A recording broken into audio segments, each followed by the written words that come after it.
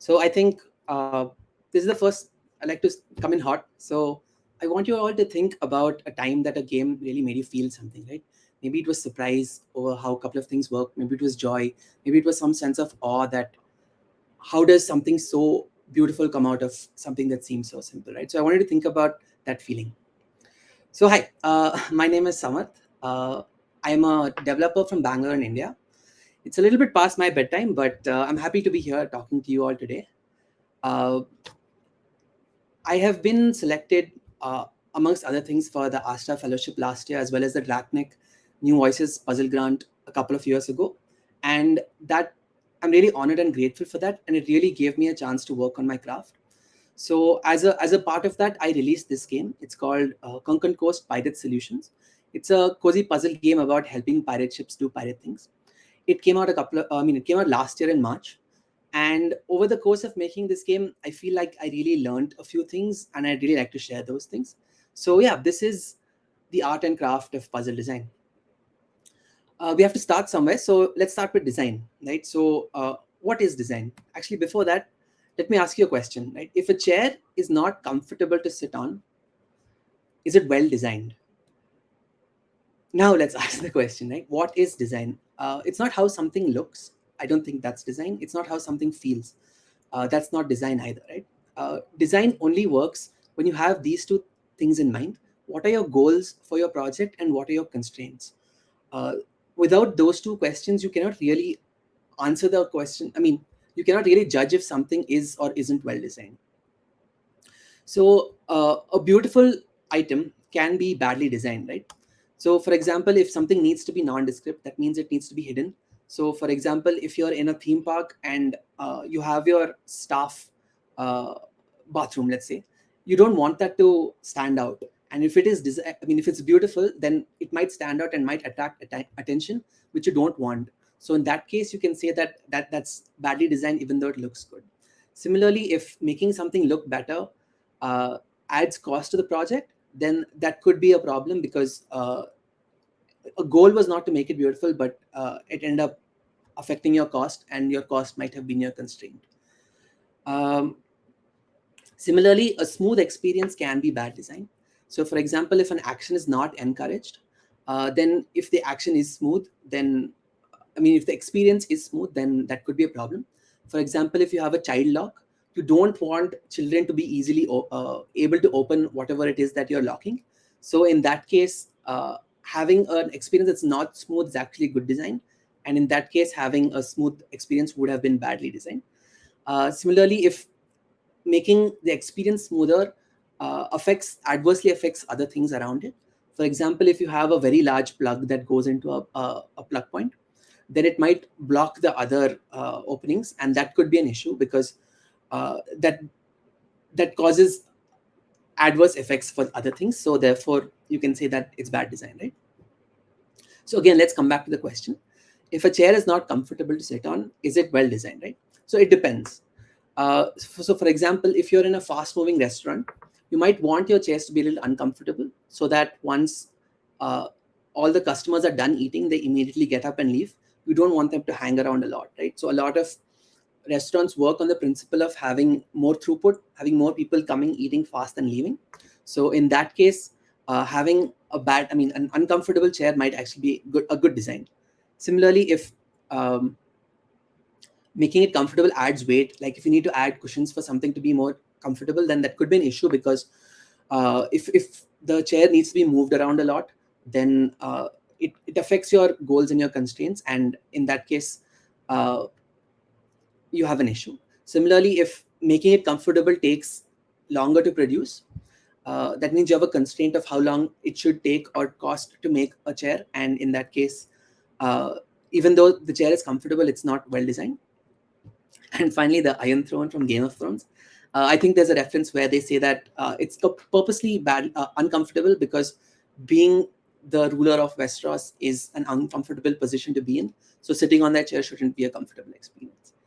So yeah, that was design can only be judged with context. What are the goals and what are the constraints? And based on that, that's how you can judge whether something is well designed or not well designed.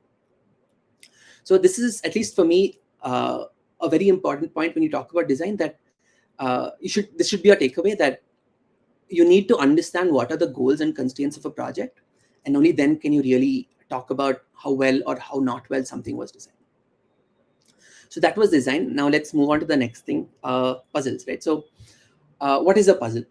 This is like my definition. It's fairly simple one, but for me, the way I see it, it's a constructed problem with one intended solution, where the challenge is in finding the solution, right? So when you say it's a constructed problem, it means that a person has designed it to be solved. It's not an abstract thing. It's something somebody has made so that it can be solved. So it's constructed. It has one intended solution. That means that the person who created the puzzle intended for a certain thought process for the solver to go through, and the challenge is in finding the solution, which means that if it's easy to spot the solution but difficult to solve because execution is difficult, then that's not as much as a puzzle as if it's difficult to think about the solution and then easy to implement it. But that said, any problem can have puzzlish elements. So for example, if you look at a game like Celeste, in the later stage, things might not be easy to solve, but even though there is a high execution cost, you can still feel that it's kind of puzzly. Similarly, speed running is not really constructed, but it does have these same elements. And also like challenge runs in different games where you put on artificial constraints and then try to solve the game.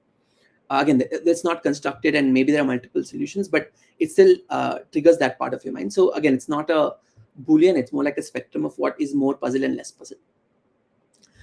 So yeah, let's talk about what the puzzle solving experience is for the solver, right? So the solver is presented with a conflict. So you see a problem presented to you, and you see that whatever you've been doing till now doesn't work, right? So maybe you're trying to jump across a large gap, and your regular run and jump buttons don't work. And so then you need to find a new interaction that makes sense. So in this case, maybe you have to place a box in the middle of the jump so then you can jump off that. Or depending on whatever game, there are multiple different solutions. In Celeste, it's dashing. In Mario, you might have to ditch Yoshi to jump across. So again, like depending on what the game is, the solution will be different. But this is the general chain that puzzle solver will go through. That they see a new problem with a new conflict. They see that whatever they've been trying till now doesn't work, and they understand that they have to learn something new in order to solve that problem, and that teaches them that tool moving forward. So let's talk about the different types of puzzles, or some different types of puzzles, let's say.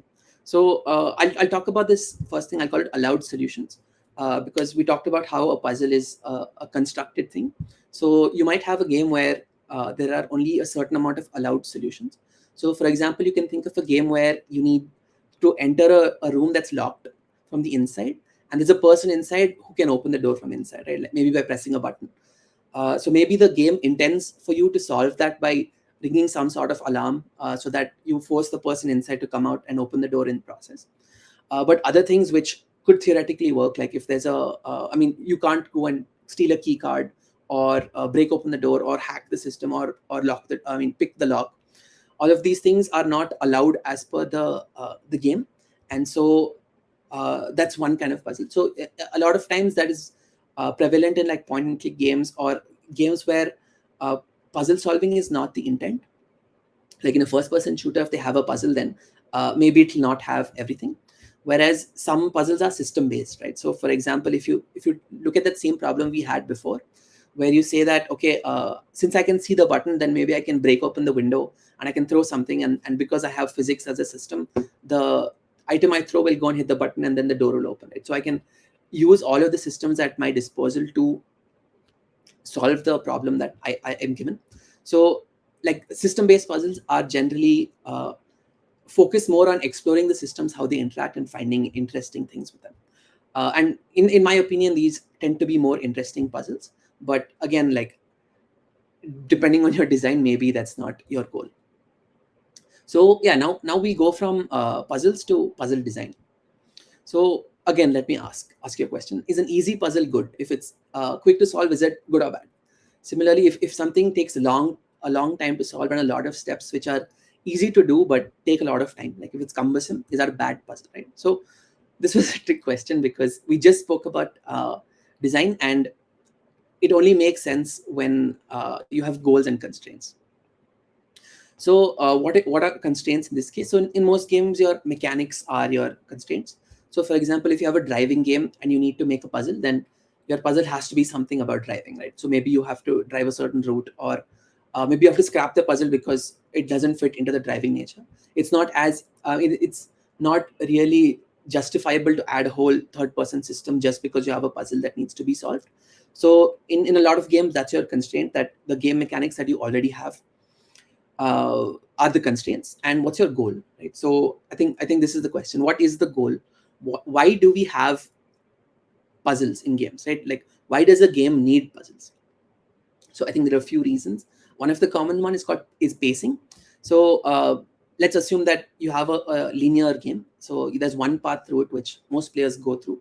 So you can think of like Uncharted as an example of that game, where most players will go through it in the same way. So in this case, the goal is to maybe slow down after an intense section, right? That you just run around a lot and escape from your baddies, and done a car chase and had a lot of intense things. Maybe the next thing, as an experience, you want the player to slow down and calm down before they move forward, so that the game doesn't get too intense, and you have a sense of rhythm in your game, right? So in that case, you might want to insert puzzles into the game, because puzzles tend to allow the game to slow down a bit and allow the player to engage the different part of their mind and their brain, so that after a quick stressful section, you can like kind of calm down and think through and then solve the puzzle, right? But in this case, you'll have different constraints as well. If the game is a linear experience, then having a very difficult puzzle might block players from going through. And you want all players to play through all of your game. So maybe difficulty has to be sacrificed. Even though you might have excellent puzzle that's difficult, you might want to remove that because that doesn't fit in with the rest of your game design. So yeah, why else could a game need puzzles? So another option is variety.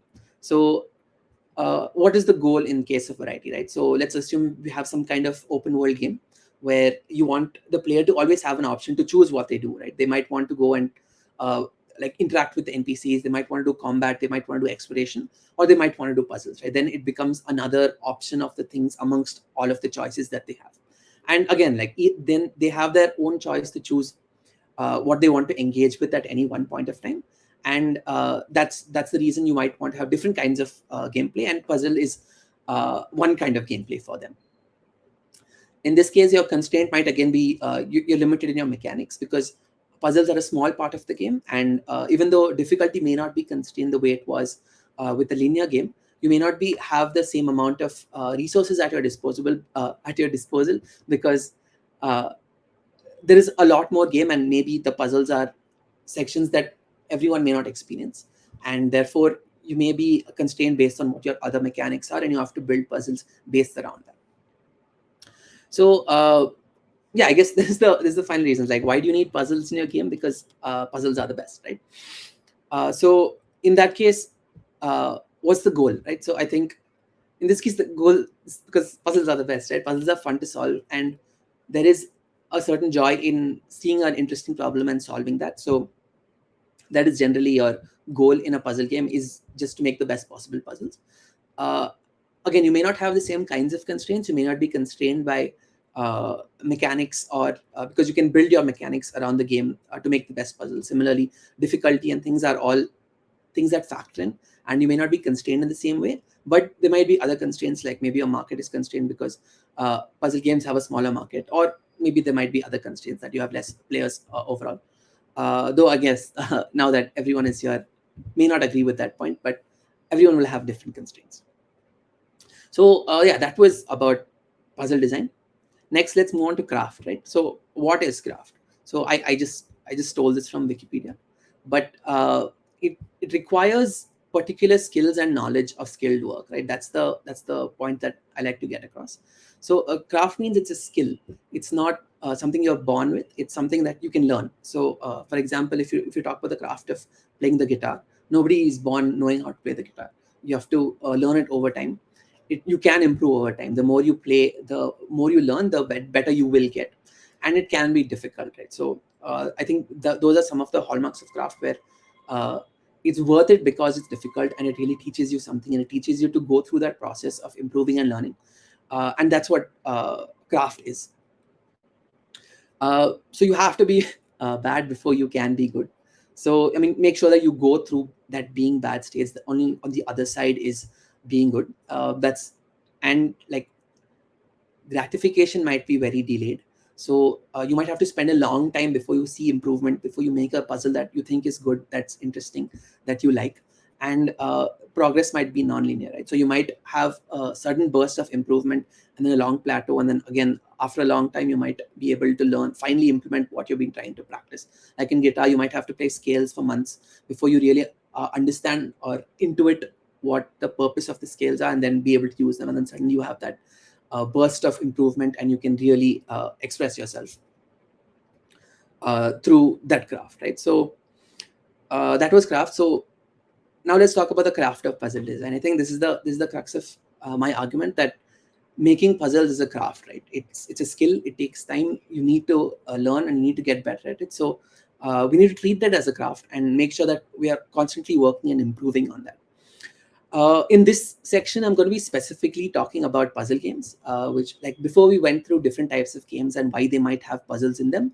Uh, Whereas there is one type of game which is a puzzle game which only has puzzles in it. And I think a lot of my points moving forward are specifically aimed towards uh, those kinds of games where the focus is on the puzzle and not on the rest of the game. But again, I'm sure it'll always help regardless. So yeah, so the first thing you would need to do is find a system, right? So we talked about system-based puzzle games. So before that, you have to first find a system, and uh, how to find a system we'll go into a little bit later. But yeah, once you have a system, you need to explore it, right? You need to see what are the different interesting things that exist within it. To find those interesting things, like make everything interact, see what happens, like what we call emergent complexity, right? There might be different systems, and uh, something unexpected happens within that, right? Something interesting happens, something that you didn't think of initially happens, and then those are the interesting things within that system. And the point of that is then you make a level where the player can discover it. What you discover while exploring, you have to design a puzzle around that, so that the player then gets that same feeling of discovery, that they learn something new about the systems, about the game, about the world. So when we're building up the systems, I think this is a point that has always helped me, which is make the interesting choice. So whenever you are faced with adding more mechanics or figuring out a new interaction between two systems or two items in the game, always try to make a choice that's more interesting. Like you'll always have a different number of things that can happen when X and Y happen at the same time. So try to figure out what is the most interesting thing that can happen, and then go behind that, because that might not always be the best thing, but it'll always like open your solution space or open your possibility space. And that's generally a good thing, especially for a puzzle game, right? And generally you would do that by making everything interact. If you have 5 different systems, they have to figure out what are the most interesting ways they can interact with each other. So I believe that simple systems interact to create complexity, right? So the most beautiful puzzles and moments in games generally come from this idea that you have 2 simple systems which you think you understand pretty well, but once they act together with each other, then something more comes out of it. You get emergent behavior, you get something really more deep and more beautiful than either of those systems combined, right? Like more than the sum of its parts. So let's talk about some techniques that helped me while making games. So I think that there's this blank canvas syndrome, where if you face a blank canvas, then it's always scary. So similarly, in our field, then seeing the level editor being empty, that's that's our blank canvas. So for me, these techniques are things that help me go from 0 to 1, to not be so intimidated by the blank canvas, and then be able to start doing something at least, right? So one technique is called the mechanics grid. There are multiple ways of going about it, but I think this is the most common one, where you lay out a grid of all of your mechanics that you have, and then you see like once you start off with a blank canvas, then you say, okay, I have movement and I have doors. How do I combine those? I have doors and I have boxes. So then how do you make a door and a box interact?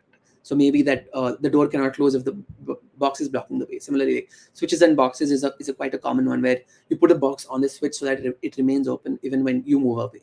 So like in this case, there are just 4 mechanics, but you can imagine there'll be a lot more. And often what becomes hard is actually naming the mechanics. In this case, I've taken a very simple example, but sometimes the mechanics become so granular and so fine-tuned that even having names for them in this way can become hard. So, but still, I think it's a very interesting way to just like get over the hump and get started on working with a puzzle, right? Another one is problem solution. So basically, you start a level with uh, one seemingly obvious way to solve it, and then there's some problem in that, right? So again, like how we discussed, maybe you have to jump across a chasm, and you can't jump across because your jump is not that long. So then player has to discover, okay, I can jump on boxes. Okay, maybe I can make something happen in the middle of that chasm. So that's not. Maybe I can build a bridge or whatever that might be. So then, just as a thought exercise, that's how you start the level design. That's saying, okay, this is the problem and this is the solution, and then how do you make it work so that it's interesting. Another idea that helps me is storytelling, where you try to use your theme and your game and try to tell a story with it, right? So for example, if you're talking about pirate ships, then you can say that, okay, like pirate ports, the coves are hidden, right? So they're not easily accessible. So maybe it's going to be hard to navigate and get to your destination. Or maybe like you say that merchant ships always travel in fleets. Maybe they have protection always, that whenever the merchant ships are traveling, there are also navy ships that are going to protect them. So then you lay out the level with that in mind, and then you start from there. Again, like your final level may not resemble what that story initially started off with, but again, it's just a way to get over the blank canvas. And honestly, my favorite is just random experimentation. You just open it and just throw things across. Or in some cases, I've even had a randomized button where then it just randomly places elements. And then the important thing after that is actually using the techniques, right? So whatever techniques you might use, the techniques doesn't make the puzzle, you make the puzzle. So you need to make sure that you understand that. So, and how to use these techniques is very important. So the primary skill that we need to develop as puzzle designers is like sensitivity to points of interest. So what I mean by that is when something interesting happens, you need to be able to spot it. When something interesting feels like it might happen or should happen, you should be able to be sensitive to that idea that maybe somebody else who's not as familiar will not be able to catch that. But as a puzzle designer, we need to build that sensitivity and try to use that to find interesting things, right? Like that's part of why puzzles are so beautiful, is because they're helping to find things that are beautiful. And for that, we need to get better and be more sensitive and understand when something interesting comes across, and then like how do you capture that. Secondly, I think this is like just spend a lot of time. There's no real substitute to calendar time. Just weeks and months, you just have to show up and try making puzzles, right? Every day, spend some amount of time. Just familiarize yourself with everything that there is, because I think these systems have like language of their own, and it takes time to learn that language. And it's not even like if you sit one day for 8 hours, you're going to learn it. If that 8 hour is spread out over 2 weeks, then you're more likely to learn more and understand better, because there's just something magical that happens when you spend a lot of time on a problem, both on and off, right? So as they say, a lot of your best ideas come in the shower. That's because there is something magical happening on your off hours as well. When you interact with something and then let it out of your mind, then that's when the real magic happens. And another important thing is to start as early as possible. That means that before your game is even ready, generally, sometimes we might leave puzzle level design to the end. Like we'll make all the mechanics first and then start designing the levels or designing the puzzles. But I think we need to start as early as possible. As soon as you have something that can work, you need to also start seeing how levels would work in that. Because again, that would really help you understand what are the new mechanics, what are the future mechanics, how do you build on the systems that you have. And that's an important thing to start. As long as you start early, that really gives you a huge lead. And yeah, so make sure you do that, right? So now let's talk about how do we make levels, or the other things to keep in mind while making levels, right? So Again, as we said, your blank canvas or your level editor is like a sketch pad or a notepad, right? Where you're going to be trying a lot of things, you're going to be spending a lot of time, you're going to be starting really early. So if you find a puzzle that exists, like which can be solved, make sure you save the solution. You can save it in any way you like. You can save it maybe in engine, or maybe you might want to take a screenshot or just like write notes as to how it should be solved.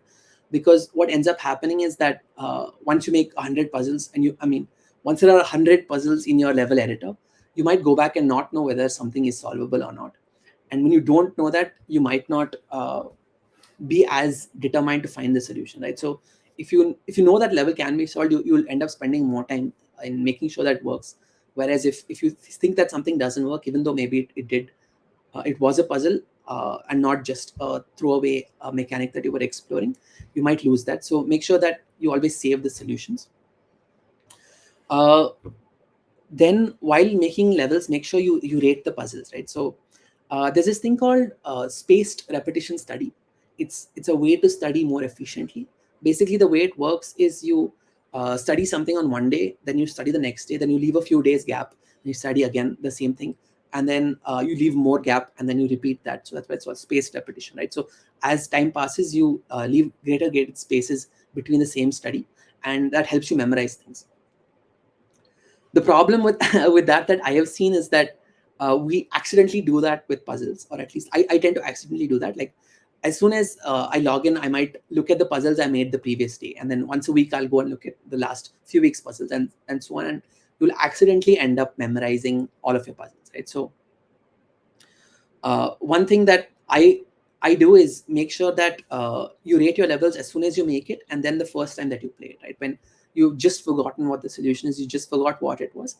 At that point, I like to rate things for how difficult they are and how interesting they are. This is both on a scale of whatever 1 to 5, as well as leave notes as why was something interesting or why was something difficult. And you need to just trust your first impressions on this, right? So there was an interview with this YouTube creator who used to make like funny sketches, and I think there's nothing less funny than watching the same joke 500 times.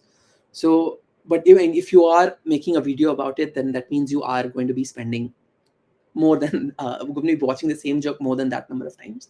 So he said that he just has to trust his first impression. Like if the first time he made the joke and the first time he saw the joke he thought it was funny, then you just take it on trust that I like my taste and I think that was funny, and then you go on from that. There's no point after 500 repetitions to then think again, oh, was this funny? Should I keep it? Should I leave it? Right. So make sure that you make your ratings or your impressions early, and then you trust them. Don't just leave this for later, or later come and try to understand why something was difficult. Because once you play the whole game, then the first puzzle is obviously not going to be difficult, but when you first made it probably was. So that's something that has always helped me to keep a note of how difficult or how interesting things are levels. And another important thing is tools. So at least for me, there are two separate phases. One is programming the game, or using whatever, developing the game, and one is making the puzzles. And generally you'll be making your puzzles in some kind of level editor, whether that's inbuilt or a custom or whatever that might be. So I always try to I have never seen making more tools to be a waste. Like the tool need not look good, but it should you should understand how it works, and it should solve problems that take time to solve otherwise without the tool, right? That's what tools are, to make things that take a long time otherwise go faster. Like so whenever you're designing a level, if you have this thought that, okay, I wish I could just add an extra row in the middle here, or I wish I could make the whole board smaller faster without having to individually go and delete cells, right? Things like that, like mass deleting or reversing or rotating, things like that, which come up often, ideas that come up often, those are things that you need to convert into tools. Because like you don't want to break out of that flow state of making levels. Like making puzzles itself takes a lot of focus, and it puts you in a particular state, and at that point you don't want to be then thinking about, okay, how do I write the code for this, or why does this take so long, right? So when things are harder to do, you're less likely to do them. So make the tool so that you don't compromise on your own levels and your own puzzles and your own game.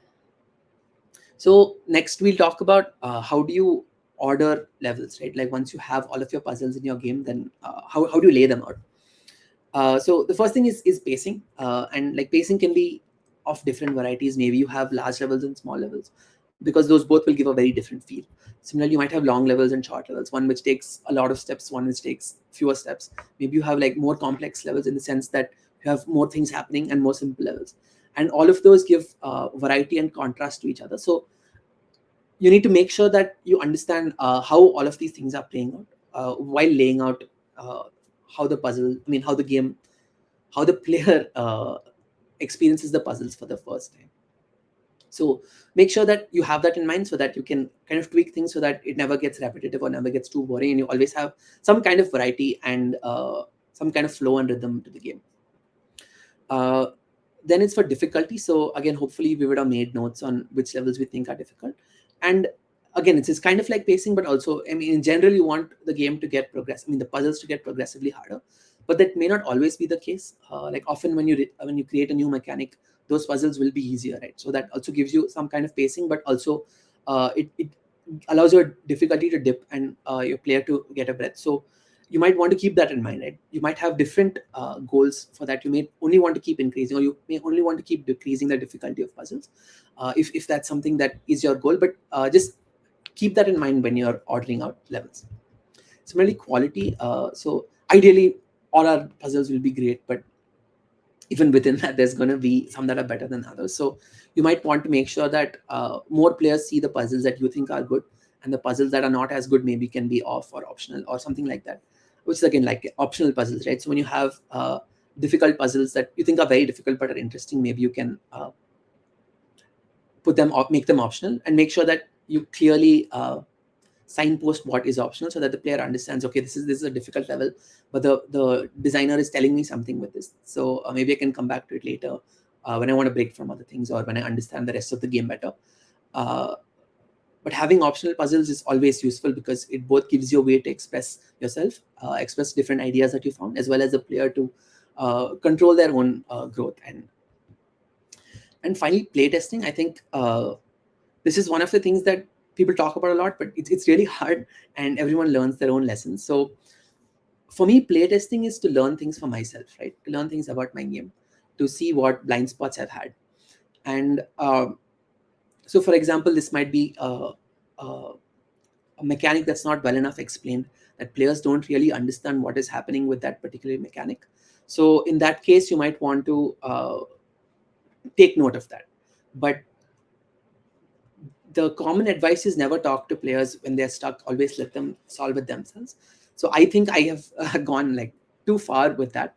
That where the player didn't understand something obvious because it wasn't clear, and then like once you've learned that as a designer, and you know that that's going to be something that you're going to change, then maybe you can allow the players in, right? Tell them what is the solution, tell them what is wrong with your design, and explain what they should understand, or what you would hope they would understand but they've not understood. Like, don't make them struggle just for the sake of it.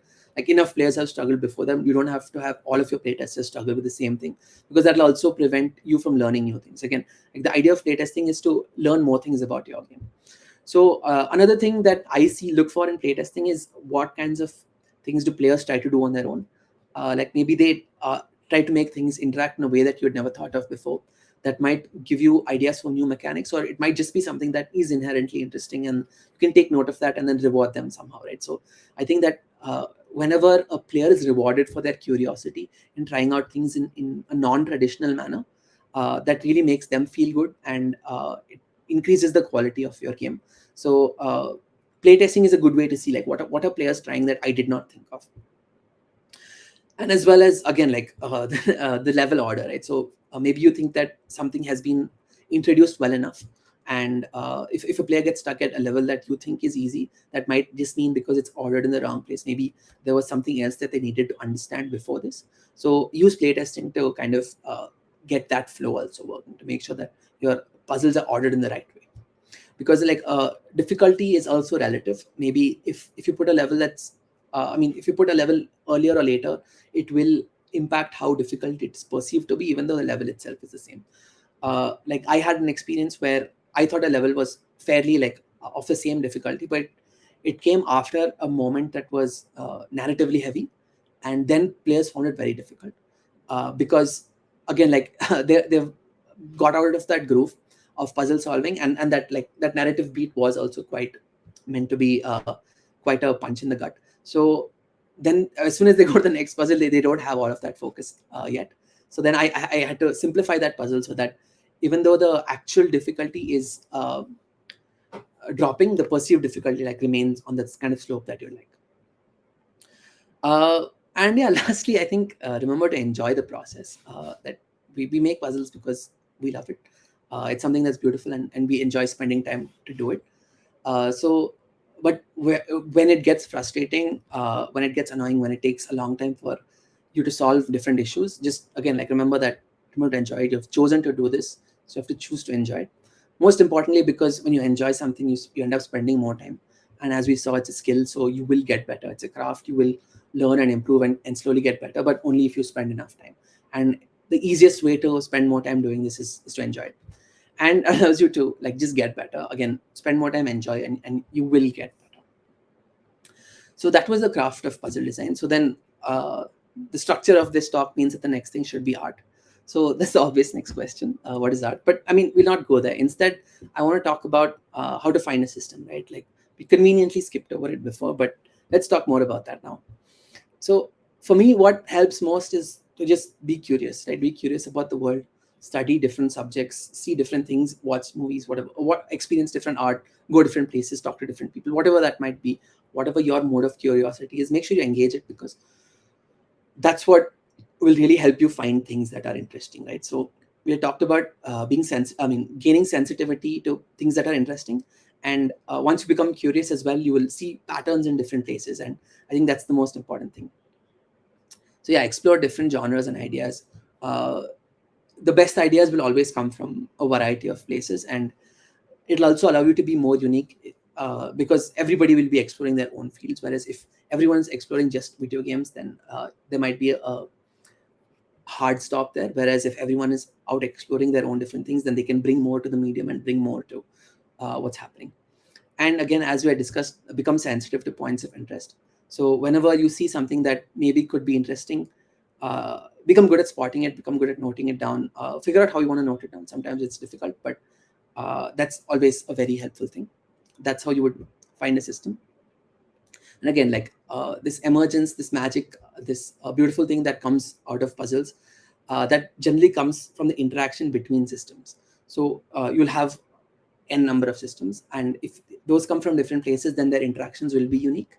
And generally that will result in you finding some sense of like those really magical moments, right?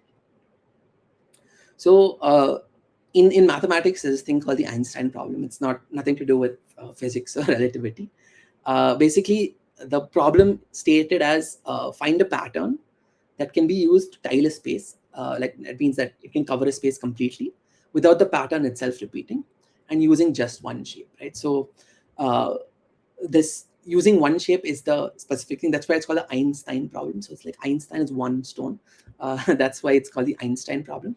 And it's also called because it's that hard, right? So this same pattern was done using two stones in the 70s, right? It's called the Penrose tiling. But for over 50 years, nobody was able to solve this problem or even know if it had a solution. Until last year, someone did solve it, right? So this is the shape that solves the Einstein problem. It's this fairly simple collection of 8 of these kites. So these kites are the kite-shaped things, and like, you put 8 of them in this particular configuration, then you solve the Einstein problem, which means that you can use the same stone and repeat it to cover all space without leaving any gaps, but also in such a way that the entire pattern does not repeat, which means you can't just move it across to another space and have it overlap, right? So it's unique across space. It's called aperiodic. But what's the most interesting thing about this solution, right? This solution to the Einstein problem is that it's actually pretty simple. Like, it is just 8 of these fairly straightforward shapes. It's nothing too unique. And it was found by this person who considers himself to be an amateur mathematician, right? He's a self-proclaimed amateur mathematician, right? He's just a fan of shapes, as he likes to say. and he was just messing around with this, as he says, and he found this, and then he wasn't sure if it was actually what he thought it was, so he sent it to someone else, and that person had this software ready that could already check to see if it solved the Einstein problem, which means that the person who made the software, who is a self-proclaimed professional mathematician, had already tried for some amount of time to solve this problem. It just happened to be that they didn't try it with this particular shape, right? This kite, they didn't try to use that to see if it solves the problem. They used all manner of other shapes. And I think there's something very interesting about that to note, that the solution is like, I mean, this problem is some kind of interaction between geometry and space and shape and things like that. And the solution to this problem is something that has existed in a fairly simple form for forever. And what it took for someone to come and solve it was just happened to be using the correct shapes or the correct base shape, and then notice, like, be sensitive that, oh, this is interesting in this particular way. And the fact that it happened to solve this 50-year-old problem is like just the cherry on the cake, right? So when I also think of designing a good puzzle, right? So the same way that the Einstein problem solution is finding something novel, something fundamental, and something new, similarly designing any good puzzle is also that, right? Like, you have to find something novel that happens when you make different systems interact in interesting ways. And it also points to something really fundamental about your systems, about the universe in general, to say that this emergence comes from between, like, the gap between systems, right? It's not the code that you write, it's the underlying space on which the code functions. Like, that's where you're finding the interesting things. And each puzzle is hard to design because you're always going out into that space without knowing if there is something interesting there, right? If it took 50 years to solve this problem, and what solved it eventually was using the correct shape, then again, like, making a good puzzle is also similarly difficult, because we're facing those same problems, right? We're facing fundamental problems and looking for unique things which have not been seen before. So, like, the question is, like, where do these systems come from? I mean, it's not a very clear answer, but for me, it's like it's something fundamental about universe, space, mathematics, whatever your systems are trying to codify. It's not the code that actually is this. I mean, the emergence doesn't come from the code that you write or the engine that you use. It comes from something deeper. And I think puzzle games are the best way to really explore this whole space, right? One aspect is definitely mathematics. Like, mathematics also does its own job of formally exploring these things, but puzzle games kind of happen to do it because it is inherently interesting. It's inherently beautiful, and it's inherently magical to find a certain, like, moment of magic within a system when something magical comes out of all of the things that you're thrown together. So yeah, like, designing puzzles comes from this exploring of systems, right? So what do we do when we are exploring the systems? Like, what are we looking for? Like, we're looking to find these eureka moments. We're looking to find, like, real moments of joy, and find these moments of awe when something really makes you feel, right? So I started off asking, like, when was the last time a game made you feel something? And these are the things that I always remember, right? I remember the when I get that moment, oh, okay, that's how it works, that's how it's solved.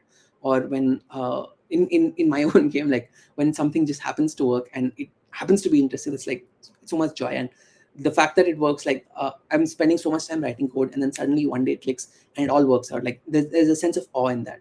Or how the systems that I had designed to be so simple hide so much depth and complexity, right? There's a real sense of awe in that. And yeah, that's making puzzle games is that, right? Like, if exploring systems and is finding these eureka moments, these moments of joy and these moments of awe, then making puzzle games is sharing these same moments, right? So there's something